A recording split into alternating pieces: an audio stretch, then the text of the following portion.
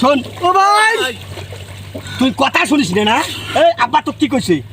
সকালবেলা বাড়ির মধ্যে কয় নাই যে নালিয়ার দোলার ভুঁইগুলা ঘাস টাসগুলা পরিষ্কার করিস, পরিষ্কার করে ভুঁইগুলা গাড়া লাগে।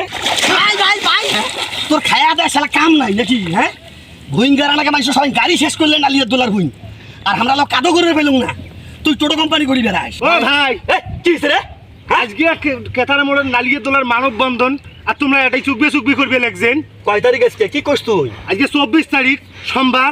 হ্যাঁ, মানববন্ধন। এই চল মানববন্ধন যাবো। না মুই যাবার নু, মুই বাড়ি যাই, মুখে সুখ পেয়েছি আর গাও ধোয়া লাগবে। তো তুই কুড়িগ্রামের সন্তান নস? হ্যাঁ, তুই কি কুড়িগ্রামের মধ্যে কৃষি বিশ্ববিদ্যালয় হোক এটা চাইস না? চাই তো।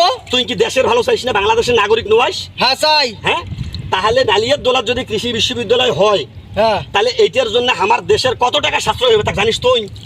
এটা কোনো ঘর বাড়ি ভাঙা এটা লাগবে তো না। খাসের জমি অনেক আছে। এটা জমির পরিমাণ কতগুলো তা জানিস তুই? হ্যাঁ 253 একর জমি। হ্যাঁ খাস জমি কত কোন আছে তা জানিস? হ্যাঁ খাস জমি আছে প্রায় 86 একর জমি আছে খাস। হ্যাঁ, এটা কোনো কি বিশ্ববিদ্যালয় হলে কি বাড়ি ঘর ভাঙা লাগবে? না কোনো ক্ষতিপূরণ দেওয়া লাগবে কারো? না।